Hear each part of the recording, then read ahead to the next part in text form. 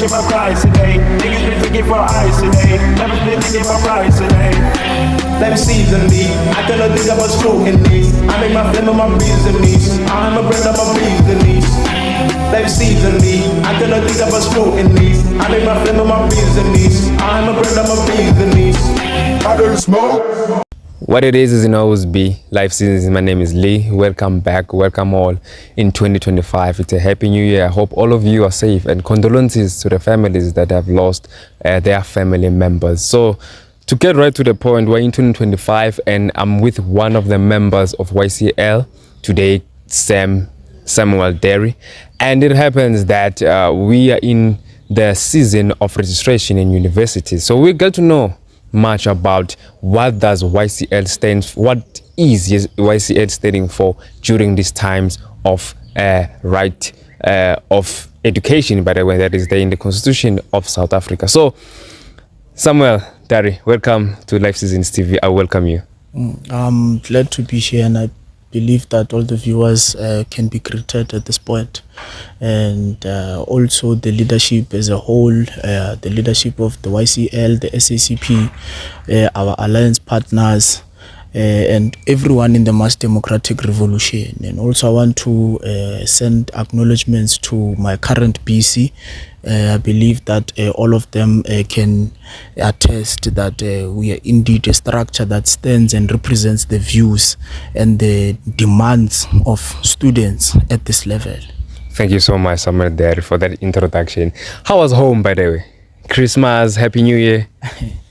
Well, man, home will always be home, man. Home will always be home. You get to meet certain age mates, you know, former classmates, you know, they've advanced in life, they've grown, some they're still stuck, you know. I want to say that our current system, it has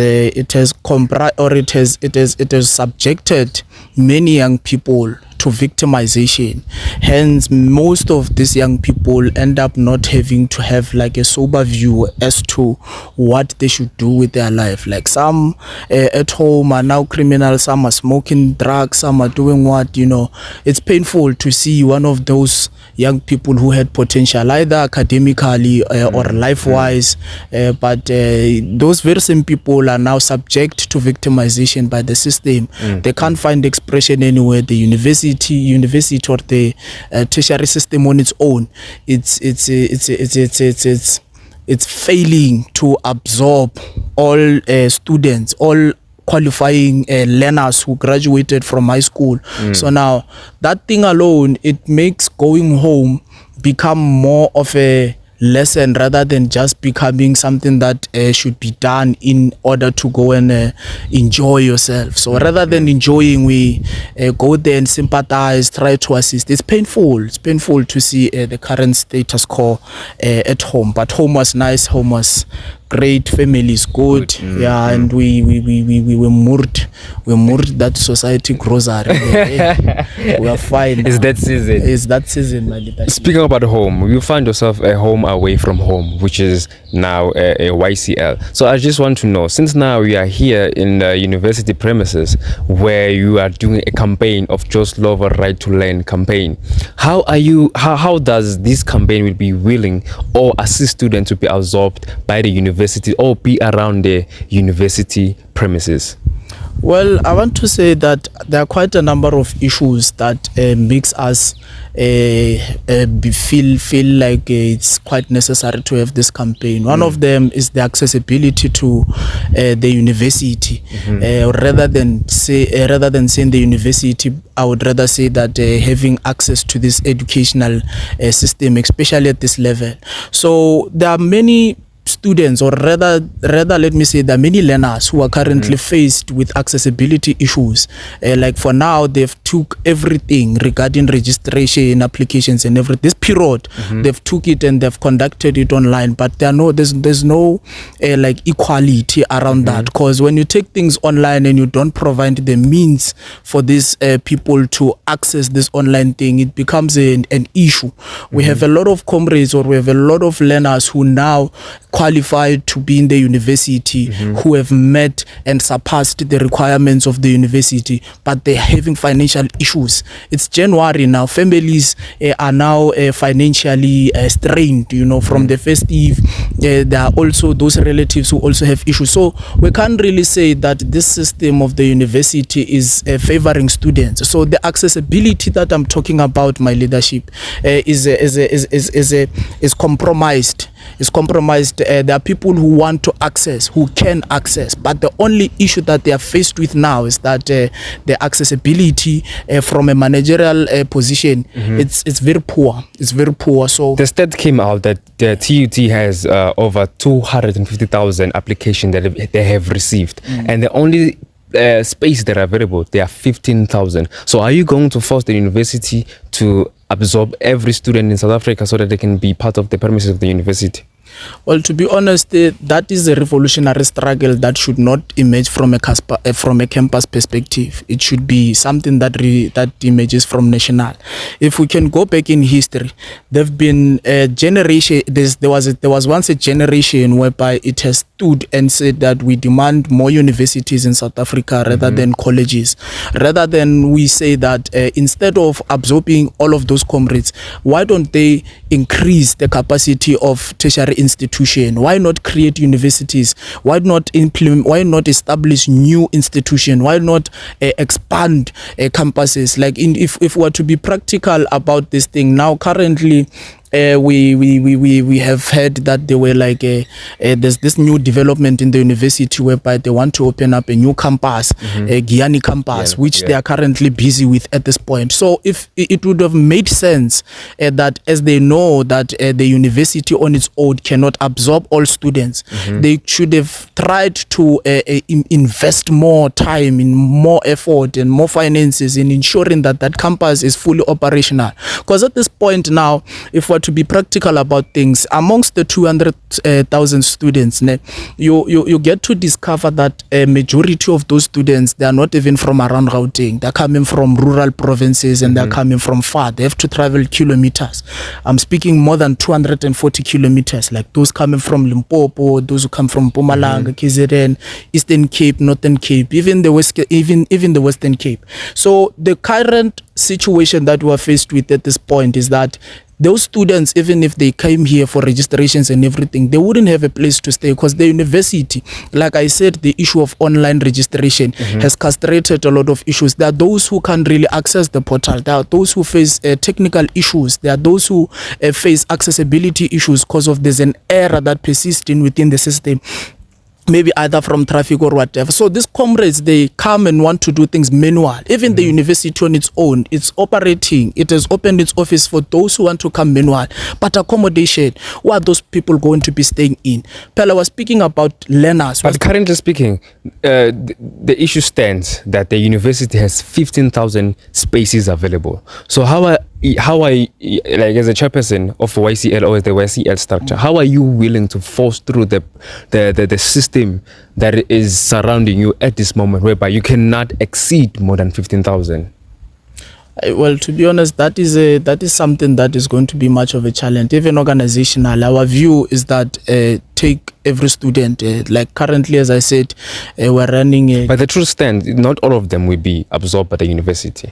Yes, but there are also TVET colleges. There are also other institutions that which can be able to absorb. Like currently, there are around Soshanguve. We have Tshwane North College. We have TNC. I think we have two campuses. But rather say that those comrades who will be coming in can rather be referred to the nearby institution, so that the alternative. Yes, I think that will be the alternative at this point. But for now, I think now there is a need, there is a demand, there's a high demand for having more TUT campuses. So as the YCL currently, the view is to expand, is to encourage the university to expand, not only in catering for students, but but also in creating employment opportunities, even for those who are qualifying, like our former graduates and our former comrades and our former staff, that those who have potential, who have been shown in the classroom, they've been performing well, they've been doing so. It would create an opportunity not only for the university and the country, but rather even for the young people of this society. You touched on the financial issue and the financial crisis that majority of the students are facing at this current moment. Now, when we look at it, this is the time whereby it's the season of registration, and seniors are also coming back, whereby they find themselves being blocked by the university because they couldn't pay the 10% that the university is asking. If you are owing maybe 50,000, you're supposed to pay at least 7,000 or 4,000 rand so that you can be consumed by the university. So during this crisis, how do you think maybe NSFAS can be a solution to this crisis? Well, to be honest, the issue of NSFAS, it's another issue. It's a pressing issue, to be precise. So actually financing, let me not rather say NSFAS, because there are also other financial providers, bursaries, like for teachers we have Bufunza Lusaka and other bursaries like with the GCR.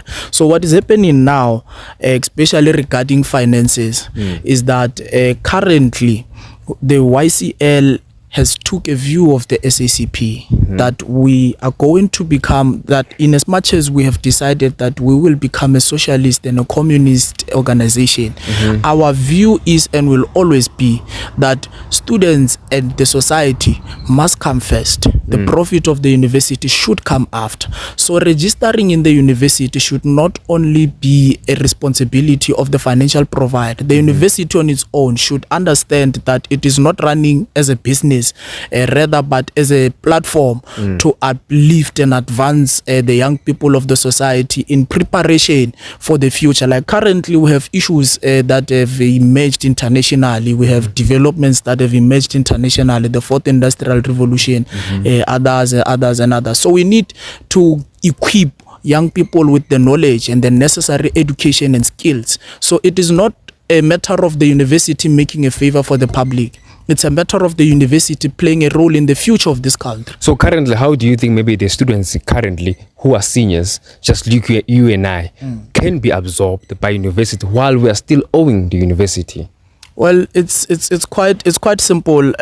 I don't want to touch much about internal issues, especially regarding how to register or how to access the system.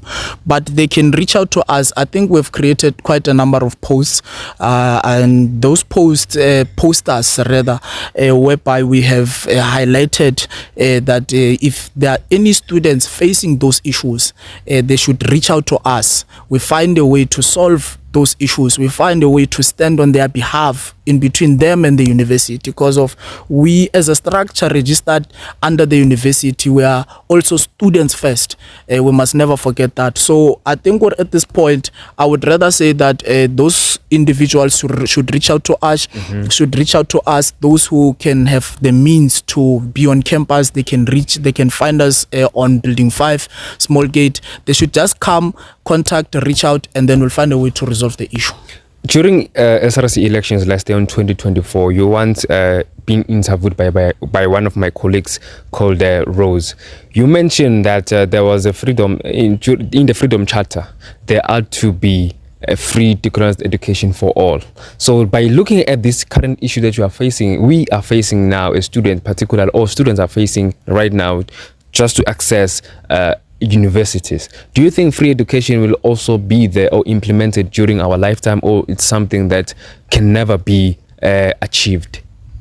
Well, a struggle for free education, it's a consistent struggle. It has emerged, like how you have indicated, that the youth in history in the 50s, 40s have identified a need to have free access to education because of the capitalist system of then, whereby they felt as if like, no, those who do not afford should also be exposed to the same opportunities as those who can afford.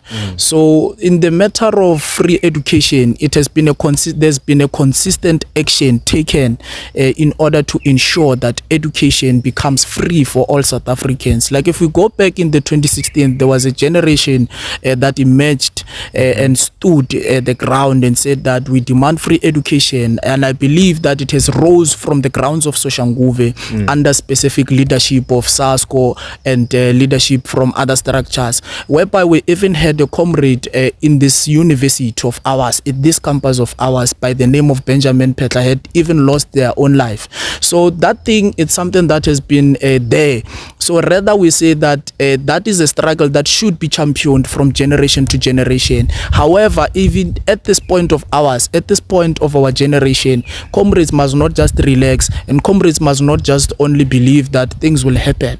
Young people must unite, irrespective of structure, irrespective of political ideology, irrespective of positioning, irrespective of social status. We must unite, we must fight this system. We must ensure that even in our time, we cannot reap the benefits of having free education, but the coming generations should at least find a foundation that has been laid by our generation in ensuring that we execute the view and the vision of those comrades in 1955 that they shared the view of establishing a free and a fair educational system and accessibility for all. In 2025, NSFAS alluded that for you to be part of the NSFAS scheme, you ought to have a minimum average pass of 60%. So do you agree with that? Do you move with that motion, or is it against the black majority? Because one of the reasons why I'm saying that it's against the black majority is because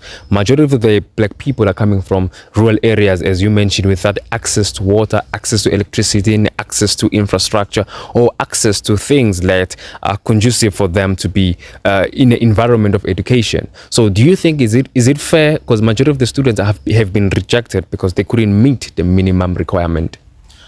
To be honest, there's nothing fair of taking a decision for people without consulting those people. It's not fair that NSFAS has took a decision that will bind the black majority without consulting the black majority. So it is unfair to say that no, all those who want to become beneficiaries of the National Student Financial Aid Scheme should have an aggregate of 60%. Because to be honest, like how you have highlighted, there are pressing issues, social issues that especially relate to governance, that relates to national governance, that relates to implementation of policy, that relates to service delivery, that relates to social welfare. Like currently we do have families, we do have communities whereby their status quo, their social status quo is quite poor. It's very bad to an extent that you can't really focus in class. If I personally was to stay in that area, I would have issues in order to cope. So we can't really say that it's fair to say that a person who's coming from either maybe a Sandton, a person who is staying in Sandton, whereby they have accessibility to a lot of things, including an uncut electricity supply or uncut water supply, should have the same expectation as those coming from villages, whereby for them to go to school, to bath in the morning, to go to school, they have to go to the nearby well and collect water and come back, boil the water and bath. So it's not fair. Rather, we say that it's not just an NSFAS thing. It's a national, it's a governance thing. So the governance that exists as we speak, it's quite I would say failing certain communities, and it becomes a trend for other institutes like NSFAS and other things. So this thing has become a norm in governance that we are going to just increase.